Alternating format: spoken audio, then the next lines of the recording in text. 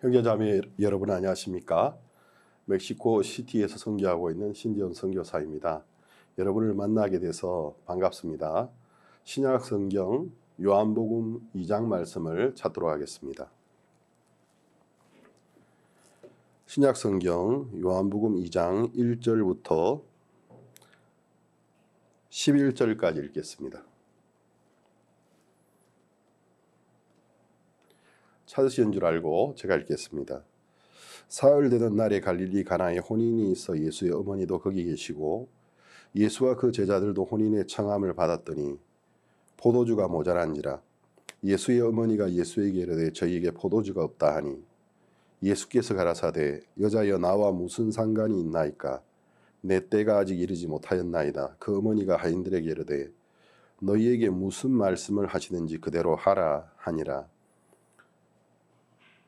거기 유대인의 결례를 따라 두세 통 드는 돌 항아리 6이 놓였는지라 예수께서 저희에게 이르시되 항아리에 물을 채우라 하신즉 아그까지 채우니 이제는 떠서 연회장에게 갖다 주라 하심에 갖다 주었더니 연회장은 물로 된 포도주를 맛보고 어디서 났는지 알지 못하되 물 떠온 하인들은 알더라. 연회장이 신랑을 불러 말하되 사람마다 먼저 좋은 포도주를 내고 취한 후에 낮은 것을 내거늘 그대는 지금까지 좋은 포도주를 두었도다 하니라.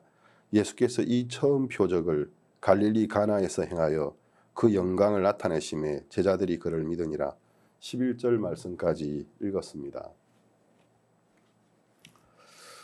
저는 1995년 12월에 남미 파라과이로 파송을 받았습니다.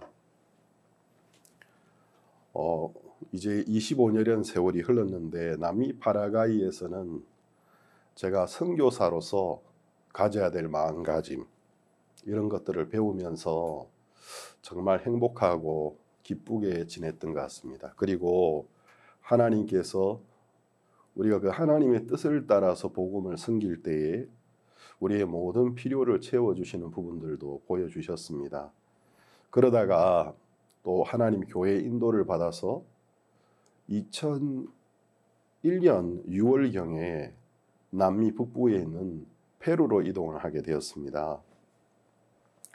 페루에서는 하나님께서 파라과이에 있을 때와는 좀 다르게 파라과이에서는 선교사로서 가져야 될 마음가짐 또 성도들을 향하여 원주민들을 향하여 참 낮은 마음으로 그들과 동거동락하면서 즐겁게 복음을 전하는 부분과 또 물질적인 부분에 하나님이 도우실 것을 믿는 믿음을 가르쳐 주시고 그 믿음으로 나아갔을 때 모든 걸 주시는 걸 가르쳐 주셨다면 제가 남미 북부 페루로 이동하고 난 다음에는 페루 교회는 파라과이 교회보다 훨씬 더 큰 교회였기 때문에 큰 교회에서 또 사역을 하면서 사역자로서 배워야 될 부분들을 많이 배우게 했고 또 사역을 더 힘있게 하는 부분들을 가르쳐 주셨습니다. 그러다가 2008년경이었는데요. 2007년도에 아마 해외에서는 멕시코 몬테레이가 처음으로 IIF 월드 캠프를 개최했을 겁니다. 그래서 아직까지는 우리가 IIF 월드 캠프에 대해서 캠프를 하지만 잘 알지 못하는 부분들이 상당히 많았는데 2008년도 제 마음속에 페루에서 월드 캠프를 하고 싶은 마음을 하나님이 일으켜 주셨습니다. 그래서 박옥선 목사님께 연락을 드리고 또 목사님의 허락을 받아서 처음으로 남미 페루 1회 월드 캠프를 개최하게 되었습니다. 제가 이제 월드 캠프를 준비하면서 사실 2002년도 한국 월드 캠프를 제가 처음 참석해 봤고 그 위에도 몇 차례 참석했지만 제 마음속에서 이 IIF 월드 캠프에 대한 이 월드 캠프를 어떻게 해야 하는 것인지 제 마음에 이렇게 그 뭐라고 해야 될까요? 포인트가 좀 잡히지 않았던 것 같습니다. 그래서 2008년도에 월드 캠프를 하면서 이제 준비하는 기간에 뭘 어떻게 해야 되는지를 잘 모르겠더라고요. 그래서 우리 중남미에 계신 동역자님들도 초대하고 또 오셔서 한 마음으로 월드 캠프를 준비하고 또 박옥수 목사님과 그라시아 합창단을 모실 준비를 했습니다. 근데 이제 우리가 첫날 그 개막식 날 하나님이 놀랍게 역사를 하셨어요. 페루 국회에서 여러 국회의원들과 또 그 보좌관들이 참석을 하셨고, 또 개막식이 진행되는 가운데 페루의 당시의 국방장관께서 월드캠프를 오셨습니다. 그래서 우리가 굉장히 놀라고, 또 우리 함께 수고했던 동역자들끼리 서로 껴안고 축하해주고 하나님이 캠프를 아름답게 하시는 걸 보았습니다. 그 캠프 둘째 날 아침에 페루 국회에서 연락이 왔어요. 페루 국회에서 IIF 측에, 또 IIF의 설립자이신 박옥수 목사님께 감사증을 드리고 싶다고. 사실은 페루 국회에서 페루의 청소년들을 위해서 일을 해야 되는데, 다른 나라에 있는 청소년 단체가 와서 자신들이 하지 못하는 일을 대신해 주는 것이 부끄럽기도 하고 너무 감사한데 국회로 초대하고 싶고 또 감사증을 드리고 싶다고 했습니다.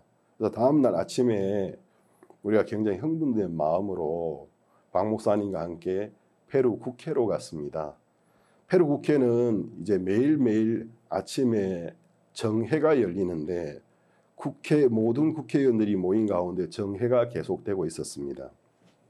우리는 2층에 있는 발코니에 특별 손님석에 이제 조용히 들어가게 되었습니다. 밑에서는 막 국회의원들이 여러 가지 국가의 사항들을 두고 의견을 나누고 토론을 하고 있었습니다.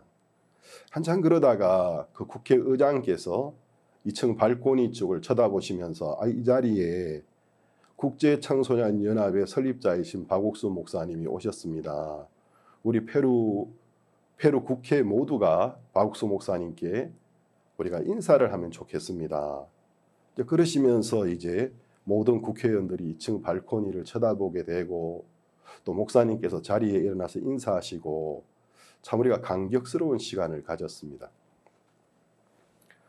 그 정회가 마치고 난 다음에 국회 부의장께서 나오셨어요. 사실은 국회의장님께서 목사님과 잠시 면담을 하기로 원하셨는데 의장님이 나라 일로 많이 바쁘셔서 대신 부의장님이 나오셨는데, 그 부의장님이 박 목사님께 우리가 해야 될 일을 이 국제청소년연합에서 와서 대신해 주시니까 우리가 감사하기도 하고 참 부끄럽기도 합니다. 네, 목사님 너무 감사합니다. 이러면서 이제 대화가 쭉 되어지면서 그때 박옥수 목사님께서 뭐라고 하셨느냐 하면, 우리는 이런 일을 계속하고 싶습니다.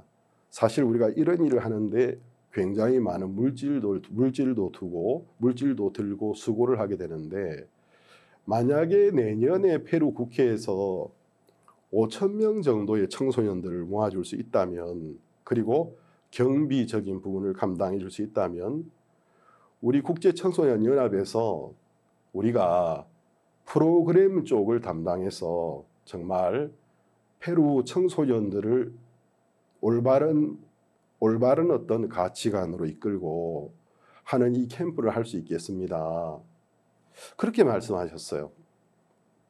그때 제가 이제 목사님 통역을 하고 있었는데, 제가 통역을 하면서도 좀 긴장이 되기 시작하더라고요. 5,000명이라는 그 숫자가 엄청난 숫자지 않습니까? 우리가 2008년 그때 1회 페루 월드 캠프에 한 800여 명 좀 참석했을 때 참 감사하고 기뻐했는데, 다음에 5,000명이 모이는 월드 캠프를 한다고 하니까 제 마음에 부담이 덜컥 되었습니다. 그때 이제 국회 부의장께서 5,000명 모으는 거 별로 어렵지 않습니다. 우리 페루 국회에서 어떤 행사를 할 때 우리가 쉽게 5,000명, 10,000명, 20,000명을 모아서 행사를 합니다. 선뜻 이렇게 이야기를 하시는 거예요. 제 마음속에 통역을 하면서 통역하는 게 좀 부담스러워지기 시작했습니다. 내가 목사님께 이대로 말씀드리면 내년에는 5,000명이 모이는 월드캠프를 하자고 하실 텐데, 그렇지만 제가 통역이니까 사실 그대로 통역을 해드려야 되지 않습니까?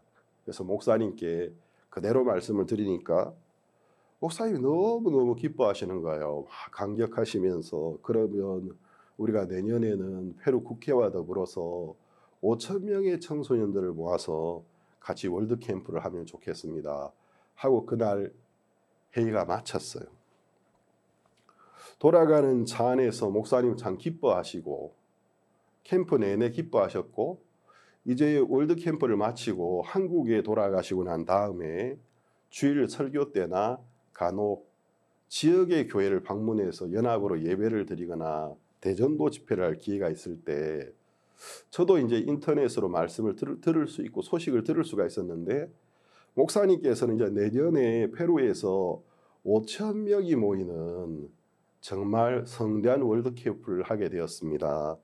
페루 국회와 함께 되었습니다 하고 너무 기쁨으로 이제 목사님은 그 말씀을 하시고 성도들과 나누시는데 그 소식을 들으면서 제 마음이 무거워지기 시작했습니다.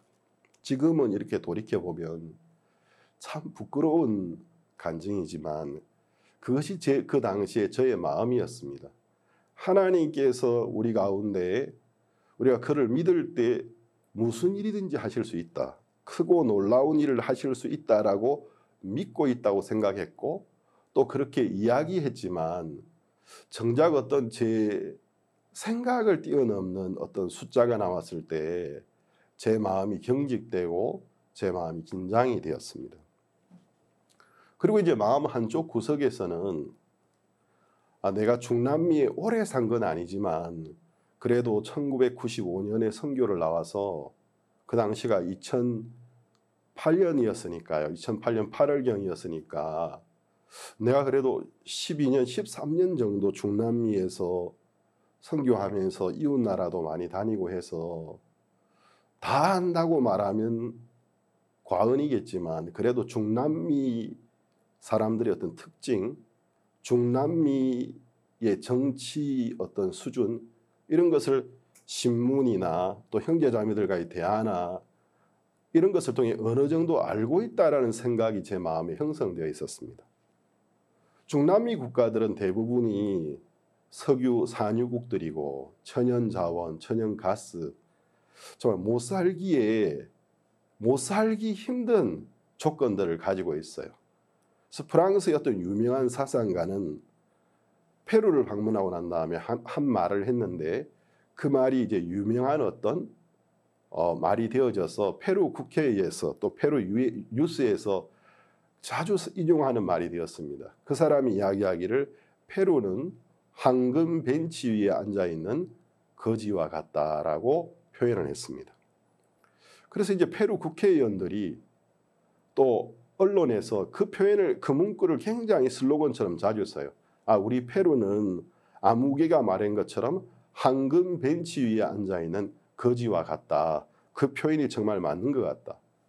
그런 것이 대부분의 중남미 국가들이 물론 다는 아니지만 석유가 나오고 산유국들이고 천연가스가 굉장히 많고 또 자원적으로 강물이 굉장히 많고 또 태평양을 끼고 있고 그러면서 또 어떤 쪽은 카리브를 끼고 있기도 하지만 굉장히 많은 어획량도 있고 그러니까 이제 정말 못 살기 힘든 땅인데 여행을 해보면 정말 광활한 땅이거든요.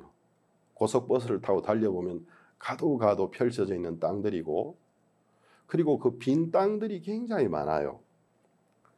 근데 이제 이런 좋은 천혜의 자연적인 조건을 다 가지고 있으면서도 중남미 대부분의 나라들이 후진국이나 개발도상국의 수준을 벗어나지 못하는 것은 정치 때문이거든요. 정치인들이 오랫동안 어떤 악한 습관, 악습들, 구습, 마치 스페인 정복 시대에 대농장 지주들이 들어와서 그 대농장의 지주들이 농장의 많은 종들을 거느리고 인력을 위해 살았던 것처럼 이제는 그런 시대는 끝났고 다 독립을 하고 민주공화국이 되었다고 하지만 어떤 그런 것이 문화적으로 남아있는 겁니다. 그래서 이제 공무원들은 관료의식이 굉장히 강하고 공무원들은 국민을 섬겨야 된다고 생각하기보다는 국민을 그들이 다스리는 어떤 대상으로, 그들이 어떤 이득을 얻는 대상으로 생각하는 게 중남미 정치의 아직까지 현실입니다. 제가 이제 그런 생각들이 있었기 때문에 내가 잘은 모르지만 이 중남미 정치인들 저 말을 정말 잘하는데 오직 하면은 그 선거에 나올 때 국회의원이 되기 위한 새로운 당 후보가 어떤 슬로건을 거느냐 하면은 우리는 지킵니다. 이것을 이제 공약 슬로건으로 들고 나오는 경우도 있거든요. 그러니까 이제 공약했던 것을 워낙 이행을 하지 않으니까 자기의 이 선거 캠프의 슬로건은 저는 지킵니다. 저는 말한 것을 지킵니다. 이것을 선거 기간 선거 캠프의 슬로건으로 들고 나오는 사람들이 참 많아요. 그걸 거꾸로 뒤집으면 저는 지킵니다. 우리 당은 지킵니다. 다른 말로 하면 안 지킨다라는 거잖아요.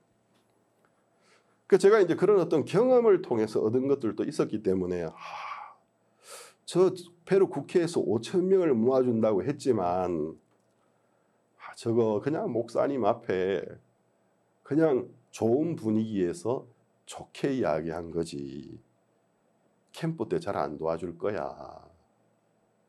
이런 생각이 제 마음속에 그 대화를 하는 순간 이미 올라왔고 제 마음을 자리 잡고 있었습니다. 여러분이 보실 때 참 한심하죠. 하지만 당시에 그것이 저의 마음이었습니다. 그리고 이제 믿음대로 된다고 주님께서 말씀하셨는데 페루 국회에서 정말 잘 안 도와주었습니다. 근데 이제 목사님께서는 그 5천 명이 모이는 캠프를 한국에서 계속 이야기하셨기 때문에 제 마음속에 5천 명을 모아야 한다라는 어떤 의무감이 일어나기 시작했어요. 참 어리석은 마음인데 당시는 그랬습니다. 그래서 이제 5천 명이 모이는 월드 캠프를 하기 위해서는 최소 캠프 개최일 6개월 전부터 홍보를 시작해야 된다.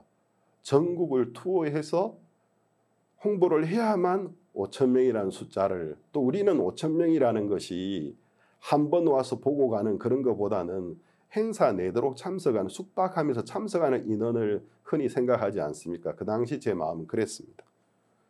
그래서 캠프 6개월을 앞두고 한국교회에서 기증을 받은 35인승 버스가 하나 있었어요. 옛날 한국 한박교회, 박 목사님이 한박교회 대전에 계실 때 보내준 버스였는데, 이제 교회 안에 대학생들이나 또 대학을 들어가지 못해서 학원에서 공부하는 학생들이나 또는 여러 청년들에게 강구를 해서 월드 캠프를 위하여 우리가 자원봉사자가 필요한데 부모의 동의를 받아서 이 행사를 도울 사람들이 교회 안에서 합숙을 하면서 지금부터 이 큰 행사를 준비하면 좋겠습니다 하고 강구를 했는데, 아마 제 기억에 한 30-40명이 넘는 이제 청년들이 교회 안에서 합숙을 하게 되었어요. 그 30-40명이 넘는 청년들과 더불어서 페루 전국을 그 35인승 버스로 순회를 했습니다. 순회를 하면서 이제 홍보를 하는데, 이 버스가 이 페루라는 나라가 굉장히 강하고 아마 제 기억에 페루만 해도 남한의 7배는 아마 넘을 거예요. 틀릴 수 있는데 제 기억에 그렇습니다. 근데 이제 그 버스로 이제 페루 전국을 투어하면 안데스 산맥이 있어가 산간 지역도 있고, 또 아마존 정글, 아마존의 30%가 페루에 있는데 거의 대부분은 브라질 쪽에 있지만 정글 쪽도 있고 해변 쪽은 사막지대인데, 이 청소년 홍보팀들이 타고 가는 버스가 중간에 가다가 퍼지기도 하고 또 기관 고장으로 멈추기도 하고, 시간이 지나면서 감사하고 기쁜 것보다도 수고가 마음을 자리 잡기 시작했습니다. 힘든 생각이 자꾸만 들었습니다.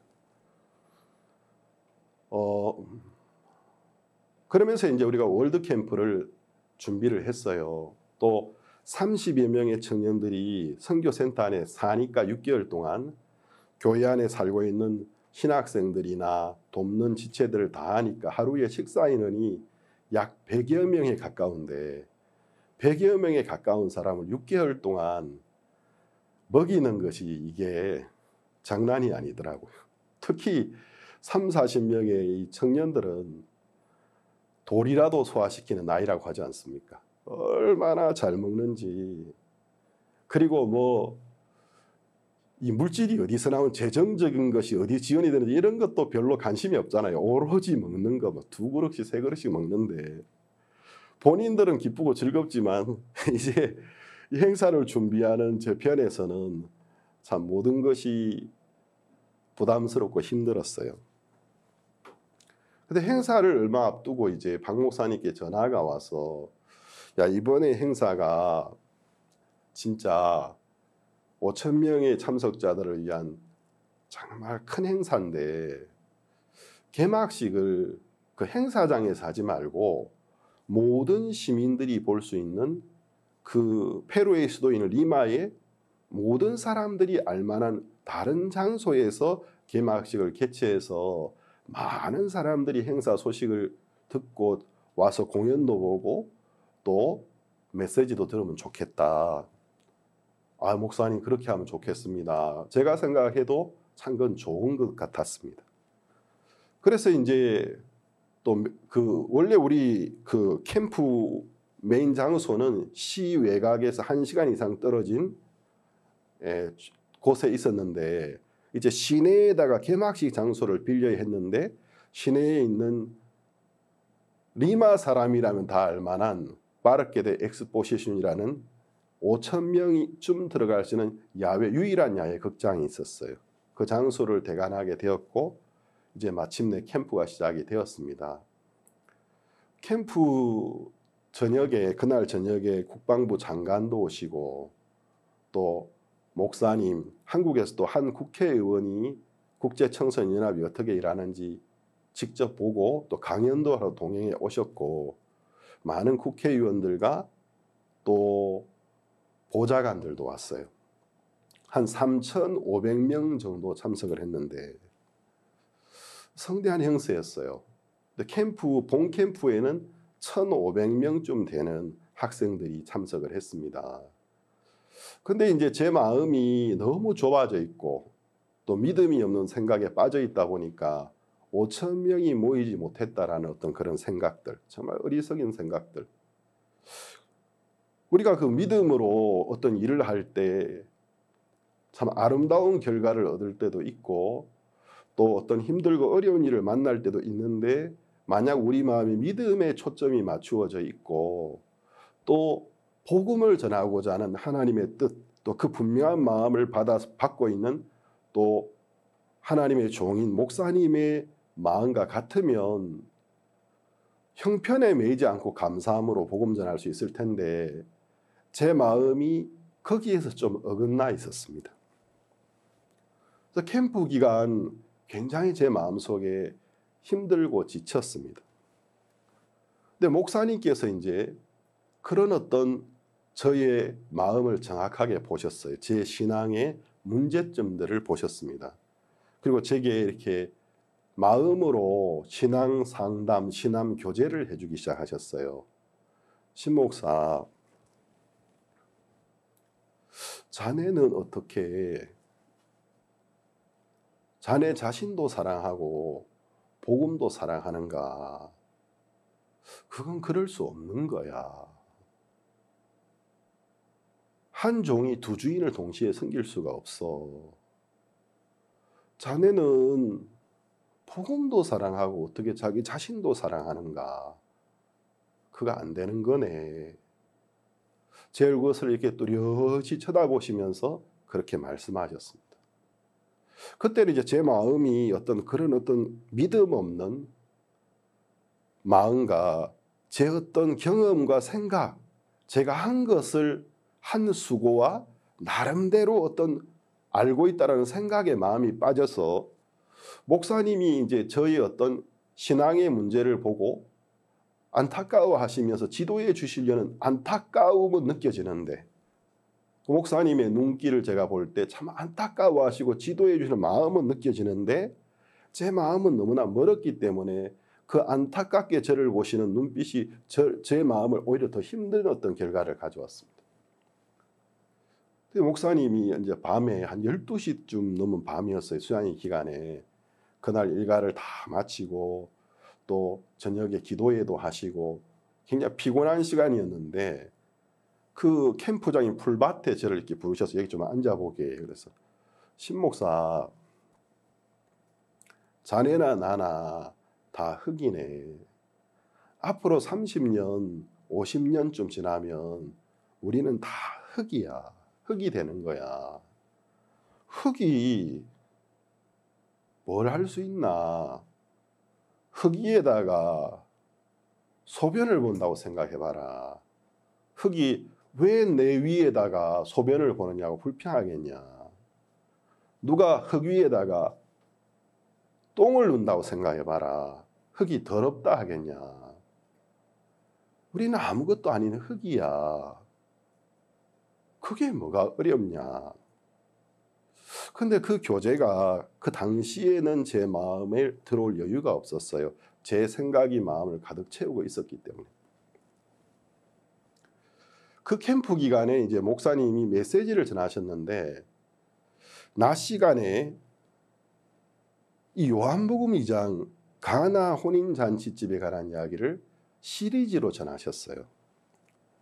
근데 이제 목사님 마음을 다해서 이 메시지를 전하시는데 그때 제가 이 메시지를 들으면서 거기 앉아있는 많은 학생들을 향해서 하시는 말씀이기도 하지만 꼭 제 마음에서는 제 개인을 향하여 외치시는 것처럼 들렸습니다. 이 요한복음 2장에 가나 혼인잔치집 이야기를 하시면서 세 가지 인격에 관한 이야기를 했어요. 이 세상에는 세 종류의 인격이 있다고 말할 수 있습니다. 첫 번째 수준의 첫 단계 인격은 자기가 옳고 자기가 제일 똑똑하다고 믿고 있는 사람들입니다. 이런 사람들은 남의 이야기를 절대로 듣지 않고 자기의 고집대로 하다가 많은 낭패와 고난을 시련을 당하게 됐습니다. 이것이 인격적으로 가장 낮은 단계입니다. 두 번째 인격은 자기를 믿고 자기 고집대로 살다가 낭패도 좀 맛보고 어려움도 당하면서 이제 남의 이야기를 듣기는 듣는데 어떤 부분에 듣긴 듣지만 또 어떤 부분에는 여전히 자기 생각을 가지고 있는 사람들인데 이것이 두 번째 단계입니다. 그러나 이 지구에 살고 있는 대부분의 사람이 첫 번째 단계의 인격의 수준에 머무르고 있고 또 그 중에 어떤 사람들은 두 번째 단계 정도에 도달을 합니다. 근데 성경에는 인격적으로 가장 높은 마지막 세 번째 단계가 있는데 그것은 자기의 부족함과 자기의 연약함을 깊이 깨달아서 내가 얼마나 부족하고 내가 얼마나 연약하고 내가 약한 자인지 내가 알고 있는 것이 얼마나 얄팍하고 낮은 것인지를 깨달아서 자기보다 훨씬 더 경험이 많고 지혜를 가지고 있는 사람들의 이야기를 전적으로 듣는 사람입니다. 그래서 이제 이런 사람들은 그런 어떤 자기보다 먼저 어떤 일을 경험해 보셨던 분들 또 그 일에 어떤 큰 지혜를 가지게 된 분들의 이야기를 들어서 자기가 경험해 보지 않은 거지만 정말 그들을 존경하는 마음으로 자기 부족함을 발견했기 때문에 그 말을 그대로 듣고 따라서 인생의 큰 행복을 누리는 사람들입니다. 이것이 인격적으로 가장 높은 수준입니다. 이것이 이제 목사님이 전하신 메시지의 주 어떤 포인트, 키 포인트들이었어요. 제가 이제 그 말씀을 들으면서 나는 어느 수준의 인격을 가지고 있는 사람인가? 제가 저를 볼 때 저는 두 번째 정도에 도달을 한 것 같더라고. 당시에 제가 볼 때. 왜냐하면 전적으로 제가 옳다고 믿지는 않으니까. 제가 부족하고 연약한 것을 느끼기 때문에 하나님도 찾고 또 하나님 음성을 들으려고 하고 또 하나님의 교회 안에서 하나님의 말씀을 전해주시고 먼저 믿음으로 걸으셨던 목사님들의 말씀을 귀 기울여 듣기도 하니까요. 그렇지만 제 마음 한쪽 구석에는 그래도 제가 어떤 제 경험이나 제 생각을 믿는 부분이 굉장히 많은, 저는 두 번째 단계의 어떤 인격에 도달한 사람으로 마음이 와닿았습니다. 그 당시에는 그 말씀이 제 마음을 강하게 두드리긴 했지만 제가 세 번째 단계의 어떤 인격의 세계에 넘어가는 부분에 대하여 굉장히 제 마음속에 너무나 멀게만 느껴졌습니다. 그 캠프가 마치고 난 다음에 목사님께서 자네 수고도 하고 했는데 선교 나온 지도 좀 오래됐고 한국 선교 본부로 좀 돌아와서 좀 있으면서 이렇게 말씀도 듣고 주변에 있는 동역자들과 또 교제도 좀 하고 또 훈련도 좀 받고 하면 좋겠네. 분위기라는 걸 무시 못해. 또 그런 분위기에 있다 보면 훨씬 빨리 또 마음에서 또 큰 힘을 얻을 수 있어. 그렇게 제가 이제 2009년 2월 초에 페루 2회 월드 캠프를 마치고 한국 선교센터 본부로 가게 되었습니다. 제가 이제 석 달 정도 한국에 머물면서 참 많은 종들에게 우리 선교에 귀한 어떤 간증과 믿음을 가진 종들의 간증과 말씀도 들었고, 특별히 박옥수 목사님과 함께 얼굴을 맞대고 때로는 목사님의 차 안에서 지역교회를 방문하시면 차 안에서 교제해 주시기도 하고 목사님 집무실에서 교제를 하기도 했습니다. 그러다가 이제 제가 한 3개월 막바지쯤 되었을 때에 목사님이 이제 이런 이야기를 하셨어요. 사람이 어떤 자기에게 빠져 있을 때 참 거기서 벗어나는 게 스스로는 못하더라고요. 그때 제 마음이 제 어떤 나름대로 선교하면서 놀기만 했겠습니까? 그러지는 않았지 않겠습니까? 나름대로 복음도 전했고 제가 나름대로 수고한 것들도 많았고 나름대로 또 믿음의 역사를 본 것도 많았기 때문에 그 나름대로라는 것에 마음이 빠져 있으니까 전해주시는 그 말씀이 그대로 잘 들리지가 않더라고요. 근데 그날은 집무실에서 목사님께서 저 외에 몇몇 선교사가 옆에 계셨는데, 그래 자네들이 큰 어떤 잘못이나 죄를 안 지었을 수도 있겠지. 예를 들어 살인을 한다든지 또 무슨 간음을 한다든지 아닐 수 있겠지. 그러나 믿음을 버린 것이 죄야. 그렇게 말씀하셨습니다. 그때 그 말씀, 그래 자네들이 큰 어떤 실수, 세상적으로 볼 때에 큰 잘못이라고 할 만한 일들을 했을 수도 있고 안 했을 수도 있겠지. 그러나 중요한 것은 하나님을 배반한 것, 믿음을 버린 것이 죄야 하는데 그 말씀이 제 마음을 강하게 두드렸습니다. 제 마음에 충격을 주었습니다. 복음 전도자로서 얼마나 많은 사람들에게 복음을 전합니까? 확실하게 복음을 듣고 율법의 행위로 구원받을 수 없는 것을 깨닫고 예수 그리스도께서 우리의 죄를 씻어주신 그것을 전적으로 믿고 죄를 사함받고 구원을 받은 사람들은 복음을 알고 있기 때문에 복음을 전하지 않습니까?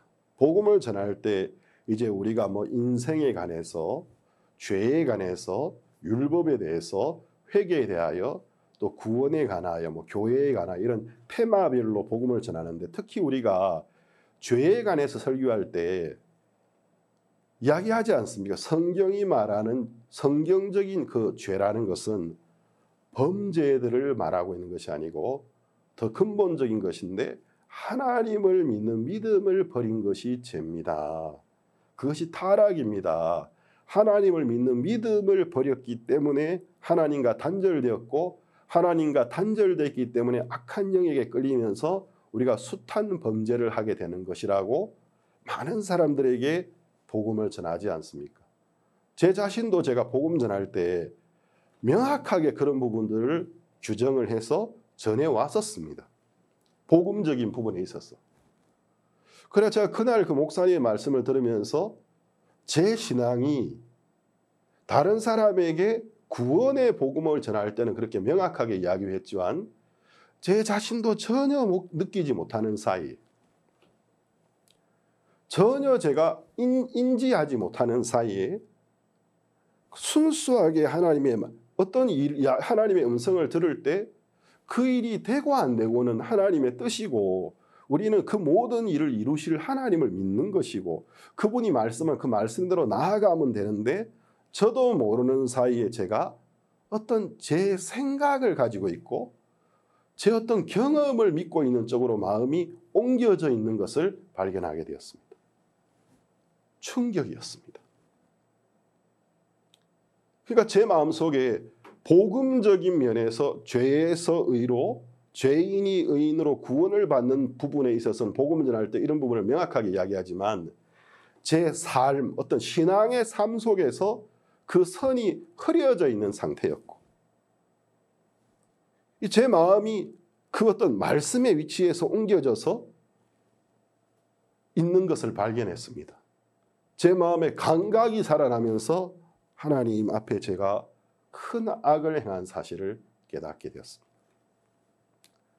그날 이후로 제 마음이 분명하게 달라진 것이 있다면 신앙생활 속에서의 제 기준이 명확하게 세워졌다는 것입니다. 신앙생활 속에서 제 정확한 기준이 어떤 우리가 좀 게으르다, 부족하다, 좀 성실지 못하다, 또는 성격적으로 좀 급하다, 다혈질이다, 좀 느긋하다 이런 어떤 부족한 것들이 우리에게 참 많지만 그런 것보다도 하나님을 믿는 믿음을 매사에 어떤 일을 할 때에 하나님의 일을 믿는 믿음에서 떠나게 되는 것. 그 이유가 뭐든지 간에. 그 어떤 경험적인 것 때문에 내가 뭐 좀 알아 하는 생각 때문일 수도 있고 여러 가지 이유에 어쨌든 간에 그 하나님을 믿는 믿음으로 그 일을 대하지 않는 것이 하나님 앞에는 죄가 되는 것이라는 개념이 제 마음속에 세워졌습니다. 제가 그날 이제 그 말씀이 제 마음의 전환점이 되어졌습니다. 그러면서 지금까지 참 신앙 교제가 잘 되지 않았는데 지난 시간들 이렇게 돌아보게 되었어요. 돌아보면서 그 하나님의 말씀의 선에서 제가 제 자신을 돌아보니까 제가 하나님 앞에 악을 행했고 죄를 범한 것이더라는 것입니다. 그때 목사님이 저를 지도해 주지 않으셨더라면 아마 저는 신앙의 곁길로 계속 그 길을 가다가 결국 신앙의 길을 접어버리고 또 신앙을 하는 것처럼 보일지라도 영적으로는 타락한 자로서 그 길을 걸어갈 수밖에 없었을 것입니다. 그것이 이제 제게 어떤 영적인 터닝 포인트가 되어졌어요. 그래서 모든 것이 새롭게 보이기 시작했고 하나님 앞에 제 예레미야서에 나오는 것처럼 네가 나를 버린 것과 나를 경외하는 마음이 없는 것이 악이요 고통인 줄 알지 못하느냐. 그러니까 제 삶 속에 돌이켜봤습니다. 구원을 받고 난 다음에 감사하고 기쁘고 영광스러운 감격스러운 순간이 굉장히 많았지만 고통스러운 일들도 일어났었는데 그 고통의 원인이 뭐냐 하면 형편 자체가 제게 고통을 준 것이 아니라 네가 나를 버린 것과 나를 경외하는 마음이 부족한 것이 네게 고통이고 고통인 것이고 죄인 것을 알지 못하느냐. 내가 내 삶 속에 정말 어떤 어려움이 있었더라면 하나님을 섬기는 이 길이 어려운 게 아니고 이 길은 참 영광스럽고 복을 누리는 길이고 물론 고난도 있을 수 있지만 잠시에 영광스럽고 복된 것이지만 그 고통이 왔던 이유는 하나님을 믿는 믿음을 버렸기 때문에 고통이었구나. 그리고 이제 만 8년간의 페루의 사역을 이제 사역지에서 더 큰 나라인 멕시코로 이동하라는 공문을 받게 되었습니다. 제가 이제 멕시코에 죄송합니다. 페루로 돌아갔다가 짐을 정리해서 멕시코로 이동해야 되는데 이제 목사님 집무실에서 가게 되었다고 인사를 드리게 되었습니다. 그때 목사님께서 간증을 한번 듣고 싶어 하셨고, 간증을 들으시고 난 다음에 지그시 눈을 감고 제게 말씀하셨습니다. 십자가를 깊이 생각해야 돼. 십자가를 깊이 생각해야 돼. 저는 그 이후에 이제 멕시코로 이동하게 되어졌습니다. 제가 이제 멕시코로 이동하고 난 이후에도 그 사사를 받았다고 해야 되겠죠. 목사님에게 신앙의 어떤 사사를 받은 부분들이, 배움을 받은 부분이 제 마음의 길을 계속해서 잡아주었습니다. 그 길을 이제 계속 그쪽으로 마음의 방향이 나아가게 하면서 2012년도에 다시 한번 목사님과 페루 파라과이 월드캠프에서 개인적으로 또 신앙 상담을 하는 시간을 가지면서, 그때 이제 목사님께서 양말을 하나 이렇게 돌돌돌 마르셔서, 신목사 잘 생각해봐. 가정을 해보자. 내가 이 순간부터 내가 하나님이라고 한번 가정을 해보자. 이건 가정이야. 자, 그러면 이 양말이 뭐지? 하고 제게 보여주셨습니다. 자, 내가 하나님이라고 가정을 해봐.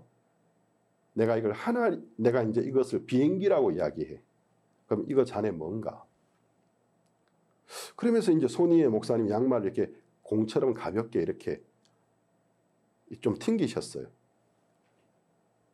만약에 하나님이 비행기라고 하신다면 비행기가 맞지, 그 생각이 들었어요. 목사님, 비행기죠. 자네 무슨 소리 하는 거야? 이게 양말이지, 이게 무슨 비행기야. 목사님께서 가정을 드시면서 내가 만일 하나님이라고 가정을 해볼 때 내가 이걸 비행기라고 해서 뭐라고 이게 뭐냐고 묻지 않으셨습니까? 그러면 비행기죠. 그때 목사님이 제 눈을 이렇게 쳐다보시면서 박수를 딱 치시면서 바로 그거네. 하나님이 뭐라고 말씀하셨는가? 이게 중요한 거야. 자네가 이 부분을 깊이 생각하면 멕시코에서 하나님이 역사하실 것입니다. 그 후에 이제 하나님 멕시코에서 참 많은 일들을 하셨습니다. 제게 주어진 한 시간이 길다면 길고 짧다면 짧은 시간인데, 하나님이 그 이후에 멕시코에서 하셨던 많은 일들을 어떻게 다 간증할 수 있겠습니까? 그 중에 제가 이제 한 가지만 이렇게 딱 집어서 간증을 드리고 싶다면, 제가 이제 멕시코에서 CLF 활동이 굉장히 활발해진 그 동기에 대해서 좀 이야기 드리고 싶습니다. 제가 이제 그 파라과이에서 목사님과 그 신앙 교제를 가지고 난 다음에 멕시코로 돌아왔습니다. 그 이후에 이제 새벽마다 제가 성경을 보는데, 하나님 첫 번째 제 근본 마음이 삐뚤어져 있다는 것을 보여요. 제가 어머니의 태로부터 태어나면서 물려받은 저의 근본 마음이 삐뚤어진, 인간의 근본 마음이 바른 게 아니고 어둡고 삐뚤어져 있는 마음을 가지고 있다는 사실을 정확하게 보여주었습니다. 그렇기 때문에 내 자신에게서 올라오는 마음, 내 자신의 어떤 감정, 내 자신의 어떤 느낌, 경험을 의지하면 결국 하나님의 말씀과 멀어질 수밖에 없다는 사실을 정확하게 제 마음 발견해 주게 해주셨습니다. 그래서 하나님의 말씀만이 참된 진리다라는 것. 그래서 제가 이제 로마서를 읽고 서신서를 읽는데, 참 로마서가 제 마음속에 새롭게 보이기 시작했고, 특히 로마 7장 그리고 로마서 8장, 자기 자신을 보지 아니하고 주님만을 바라봤을 때 어떤 우리의 어떤 새로운 신분, 넉넉히 이기느니라 영광스럽게 우리를 해놓으신 부분들, 그리고 골로새서에 저희의 모든 죄를 사하시고 그 이야기를 하시면서 십자가에서 못 박혀서 예수님이 공개적인 어떤 처형을 받으셨잖아요. 모든 사람이 볼 수 있도록 십자가에 공개적으로 그분이 매달리셔서 정사와 건세를 벗어버리고 승리하셨느니라. 이런 말씀들이 제 마음에 굉장히 새롭게 와닿았습니다. 이 복음이라는 것은 예수님이 우리의 모든 죄를 씻어준 부분이 중심이기도 하지만 다르게 말하면 복음은 승리구나. 완전한 승리고 완전한 자유구나. 하나님 우리에게 우리의 모든 죄를 사하시고 이제 이 세상의 어떤 정사, 건세, 보이지 않는 엄청난 힘을 가지고 있는 어떤 그런 영적인 건세, 힘이 더 이상 우리를 지배할 수 없도록 우리가 우리 마음 안에서 믿음을 잃어버리고 주눅이 들어서 그런 거지. 우리가 스스로 거기에 매이는 거지. 어떤 정사와 건세가 더 이상 우리를 지배할 수 없도록 벗어버리시고 이기시고 승리하셨구나. 이 사실이 제 마음을 굉장히 벅차게 했습니다. 그러면서 이제 이 마음의 하여 벅참을 나누고 싶어서 뭐 밥 먹다가도 이야기하기도 하고 또 같이 있는 전도자들과 이야기하기도 하고 하다가 그때 이제 2012년 콜롬비아에서 사역하고 있던 김충건 목사님이 제게 연락을 주었습니다. 목사님, 우리가 콜롬비아 수도인 보고타에 목회자 세미나를 하고 싶은데 강사로 오셔서 말씀을 전해주시면 좋겠습니다. 저는 이제 규모가 얼마나 되는지 목회자 세미나가 뭔지도 잘 모르고 일단 초대해 주는 분이 계시니까 감사하지 않습니까? 와서 복음 전하는 일에 다른 분들도 많은데 초대해 주시니까 감사했습니다. 그 당시 이제 콜롬비아에 무슨 일이 일어나고 있었느냐면 하나님이 좀 신기한 일을 하셨는데 콜롬비아 우리 지부의 지역 교회에서 전도 집회를 할 때 이렇게 초청장을 돌리고 하고 하는데 의도했던 건 아니지만 이미 목회를 하고 있는 목회자들이 일반인들과 더불어서 집회를 좀 참석하는 일들이 일어났어요. 그런데 이제 집회를 이렇게 해보니까 참석자들 중에서 너무너무 말씀을 잘 듣는 분들이 계신 겁니다. 너무나 말씀을 달게 듣고 집회가 마쳤을 때 내가 이번 집회의 구원을 확신했다고 간증을 알고 보니까 목회자들이었던 것입니다. 그러면서 일반인보다도 목회자들이 말씀 듣는 태도가 너무 좋고 또 이분들은 나름대로 열심히 해보기도 성경을 알고 있었기 때문에 말씀을 이해하는 속도도 굉장히 빠르고 그래서 목회자들 가운데서 정말 그 율법을 지켜서 자기 힘으로 하나님을 기쁘게 하고 죄를 지을 때마다 죄를 고백하는데 이제 지쳐서 한계에 달해 있는 목회자들이 사실 굉장히 많다라는 것을 알게 되었습니다. 그런 분들이 이제 구원을 받기 시작하면서 구원의 확신을 가지게 되면서 목회가 달라지고 그 집회에 참석했던 또 다른 현지인 사역자들이 야, 이거 놀랍다. 우리 교회에도 집회할 때 우리가 일반인들도 초대하지만 주변에 목회하시는 목회자들도 초대해서 같이 한번 복음을 새로 생각해보고 우리 마음에 복음을 세우면 좋겠다. 이제 이런 어떤 것이 콜롬비아 지역교회에서 일어나고 있었습니다. 참 소리 소문 없이 놀라운 역사가 일어났는데 그걸 김충건 목사님 보면서 보고타, 수도인 보고타에도 한번 해보고 싶다. 이 생각이 드신 거예요. 근데 이제 똑같은 목회자라도 수도에서 목회하는 분들과 지역에 계신 분들이 약간 차이가 있다고 볼 수 있는데 지역에서 상당히 목회를 성공적으로 했다고 하는 분들이 결국 수도로 올라오시거든요. 그러니까 이제 김충건 목사님 마음속에 야, 이게 수도에서도 되겠나. 부담스럽기도 하고 또 하나님이 일하시는 게 너무 놀라우니까 해보고 싶은 마음이 드셨던 거예요. 그래서 장소를 대관하고 제 기억에 수도 보고타의 1,몇백 군데의 교회를 일일이 방문하고 연락을 해서 초청장을 돌린 겁니다. 그리고 저를 강사로 초대한 거예요. 제가 이제 첫날 그 장소에 도착했을 때 500여 명 정도 모일 수 있는 어떤 홀이었는데 370명 정도가 목회자들과 교역자들이었습니다. 감사하기도 하고 굉장히 우리 마음속에 긴장이 되었습니다. 어떻게 하지? 야, 우리가 그냥 일반인들 초대가 집회할 때 했던 프로그램으로는 안 되겠다. 찬송도 이제 오늘날 많은 교회들이 이제 오래된 어떤 우리가 부르는 찬송은 전통 침례교 찬송이 참 많은데 이런 찬송을 잘 안 불러요. 현대적인 찬송을 많이 부르니까 이분들이 모르는 거 불러도 그러니까 우리가 좀 찬송도 바꾸자. 침례교 찬송 한 3곡 정도 부르고 오히려 공연을 좀 우리가 많이 넣자. 그때 마치 멕시코에서 전문 가수로서 활동하시다가 복음을 듣고 구원을 받은 자매님이 그 집회를 동행하러 오셨어요. 이 자매님은 정말 TV에 출연하는 그런 전문 가수였습니다.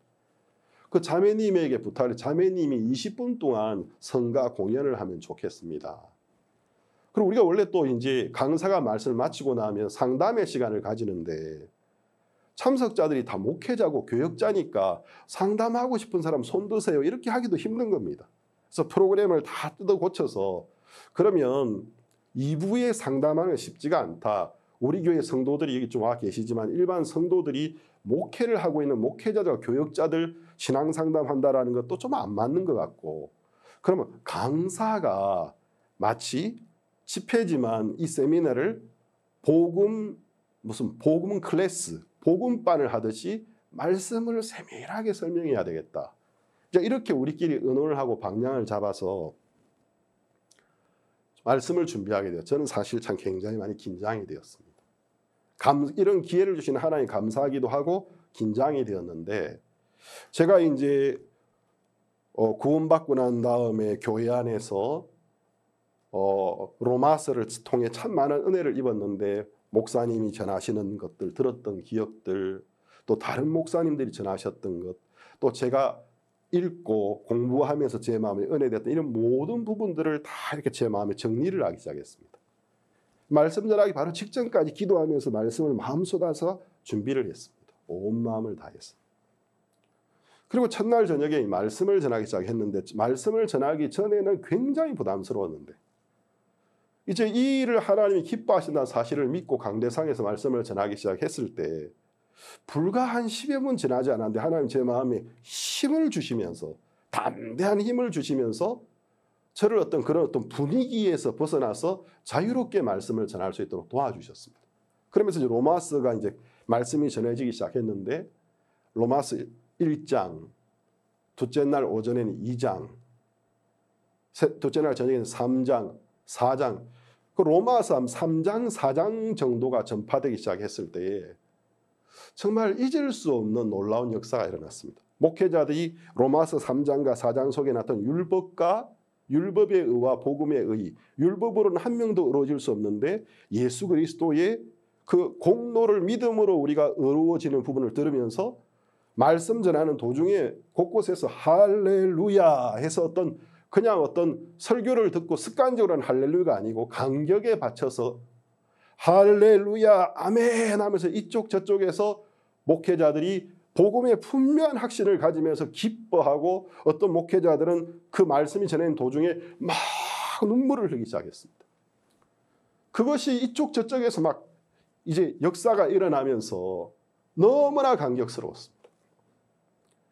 제가 말씀을 마치고 난 다음에 잠시 화장실을 가려고 하는데 화장실 가는 게 너무나 어려웠습니다. 너무나 많은 목회자들이 일어나서 제 손을 붙잡고 이분들이 이 말씀을 통해서 받은 감격과 이번 집회의 구원을 확신하게 된 사실을 이야기하기 시작했습니다.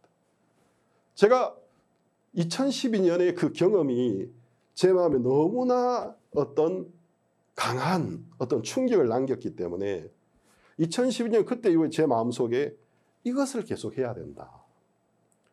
목회자들에게도 담대하게 그분들 가운데 이제 율법에 지치고 죄에 지치고 한계에 도달한 분들이 참 많은데 우리가 그쪽 편에서도 때때로 우리가 선입관을 가질 때도 있고 우리 편에서도 우리 나름대로의 믿음이 없는 마음이나 기준을 가지고 있는 거 있는데 이런 걸 다 뛰어넘어서 순수하게 복음 자체를 전파하고 주를 의지하고 같이 말씀을 전할 때 성령이 역사하신다. 그래서 2015년도에 멕시코에서 그걸 기억하면서 1회 목회자 세미나를 했습니다. 부에블라라는 곳에서 그 도시에서 약 80여 명의 목회자가 참석했는데 2012년과 똑같은 결과가 일어났습니다. 그러면서 이제 2016년으로 접어들면서 이제 다른 도시에 있는 목회자 협의회에 의해서 소문이 이제 좀 퍼지면서 여기 와서도 우리 목회자들을 위해 집회를 해 주십시오 하면서 2016년부터는 순회를 하게 되었습니다. 그러면 이제 1년에 이제 이런 행사를 우리가 순회를 해야 될 것 같은데 순회를 하면 주제를 좀 가지면 좋겠다. 매해 어떤 주제를 가지고 그 주제를 가지고 이런 행사를 계속 이제 업데이트, 이제 업그레이드를 해가려면은 어떤 주제를 가지면 좋겠다. 해서 이제 목회자들에게 앙케이트 조사를 하니까 많은 목회자들이 우리가 제일 첫 번째로 배우고 싶은 것은 성막이라는 답이 가장 높았습니다. 그래서 성막이라는 주제를 구약시대의 성막을 통해서 비추어 보이는 현대인의 신앙이라는 그 부제와 주제는 사역의 업그레이드라는 주제를 이제 의논 가운데 정해서 이제 이틀간의 프로그램으로 이틀간 하루에 세 번씩 1시간 반에서 2번씩 보통 2시간 전하는데 2시간씩 3번 이틀간 총 6번을 전하는 이제 이런 행사를 시작을 했습니다. 2016년도에 여러 군데 우리가 순회할 수 있었고 2017년에 뉴욕에서 정식으로 국제기독교연합 CLF 그 국제기독교 지도자들 그 펠로우십이 만들어지면서 날개도 친 듯이 이 일이 퍼져나가기 시작했습니다. 그러면서 이제 2017년, 2018년, 2019년 정말 선교의 해외 행사 외에 제가 멕시코 국내에 있을 때는 정말 쉴 틈 없이 멕시코 전역을 다니게 되었습니다. 수많은 목회자들 협회를 찾아다녔고 어떨 때는 한 주에 2번씩을 띱니다. 멕시코는 나라가 크기 때문에 이동 간의 거리가 크기 때문에 이틀씩 2군데를 뛰면 일주일이 다 가는데 하루에 6시간을 목회자들에게 말씀을 전하고 이틀을 전하니까 그냥 하루 종일 말씀만 생각하면서 복음을 생각하면서 너무나 행복했고 너무나 많은 목회자들이 구원을 받았습니다. 근데 똑같은 복음이라도 제가 복음을 계속해서 전했을 때 제 마음에 복음이 더욱더 분명해지죠. 하나하나가 제 마음에 정확하게 살아나기 시작했습니다. 그러면서 2015년부터 시작해서 2020년까지 매해 박옥수 목사님이 방문하셔서 하신 CLF 외에도 7,924명, 약 8,000명의 멕시코와 중미 그리고 나중에는 스페인과 포르투갈까지 확장되어서 목회자들에게 이틀간 12시간의 CLF를 수료할 수 있게 되어졌습니다. 강연을 하게 되었습니다. 정말 많은 목회자들이 구원을 받았습니다. 정말 많은 목회자들이 어떤 마음이 새로워지고 복음이 분명해지면서 이게 맞습니다. 이게 정말 성경적인 것입니다. 그래서 어떤 분들은 우리를 보고 당신들은 또 다른 하나의 종교 개혁을 하고 있는 사람들입니다 하고 부르는 사람들도 일어나기 시작했습니다. 지금은 멕시코 교계를 이끌고 있는 대표급 목회자들과 또 중미에도 각 나라의 교계를 인도하는 대표급 목회자들과 우리가 자유롭게 교류하면서 CLF를 진행하고 있습니다. 하나님이 정말 이런 놀라운 일들을 이루셨고 또 우리가 한 해 팬데믹 때문에 CLF가 조금 주춤한 면도 없지 않지만 물론 줌으로는 했지만 이 팬데믹이 마치면 더 활발하게 활동하고 싶은 마음이 있습니다. 이런 복음에 큰 어떤 역사들이 있을 수 있는 것이 저로 말미암은 것이 아니고 하나님은 예수님을 보내어서 우리를 죄에서 건져주셨고 그 사실을 우리에게 전해주는 종들이 있고 교회가 있어서 우리에게 구원의 복음을 전해줬을 뿐만 아니고 또 끊임없이 우리의 신앙을 우리가 자기에게서 벗어나서 말씀을 믿는 순수한 믿음으로 돌아갈 수 있도록 인도해 주셔서 하나님이 수많은 사람을 구원하는 이 놀라운 일을 이루시는 걸 생각할 때 감사하고 제가 이런 사실들을 제 마음에 이렇게 생각해 볼 때 참 감사합니다. 제가 감사한 3가지는 예수님이 우리를 죄에서 구원해주고 이 복음이 저에게 전해진 것이 너무 감사하고, 두 번째는 이 복음을 전하기 위하여 인생을 드렸던, 자신을 희생하고 복음만을 사셨던 종이 계신, 그런 하나님의 귀한 종이 계신 것이 너무나 감사하고, 세 번째는 그런 복음 전도자와 또 복음을 지키고 복음만을 사랑하는 하나님의 교회를 만나서 살게 해준 사실이 너무 감사합니다. 오늘 요한복음 2장 말씀처럼 무슨 말씀을 하시든지 그대로 하라. 우리가 우리 생각을 버리고 말씀을 하셨다면 이루시는 건 주님이 하실 일이고, 우리가 해야 될 일은 생각을 버리고 아멘하고 달려가기만 하면 되니까, 그때 일하실 주님을 기대하면서 우리가 살아가는 게 얼마나 값진지 모르겠습니다. 기도 한번 드리고 마치겠습니다. 하나님 아버지, 감사합니다. 하나님, 우리가 죄 가운데 있었고 하나님을 알지 못하는 자들이었고 우리가 영적으로는 이방인이었습니다. 그러나 하나님께서 죄 가운데 자기 생각과 자기 감정만을 따라서 살아가던 우리들을 죄악된 삶에서 건져주시고, 예수님이 우리를 어떻게 죄에서 구원해주셨는지 이 귀한 복음을 우리 귀에 들리게 하시고, 우리에게 하나님의 종들을 세우셔서 보내주시고, 또 복음을 전하는 교회를 보내주셔서 많고 많은 사람들 중에서 우리가 이 복음을 듣고 하나님의 교회와 하나님의 복음을 전하는 참된 전도자들과 만날 수 있는 은혜와 복을 베풀어 주셔서 우리가 상상할 수 없었던 삶을 살아가게 해주셔서 감사합니다.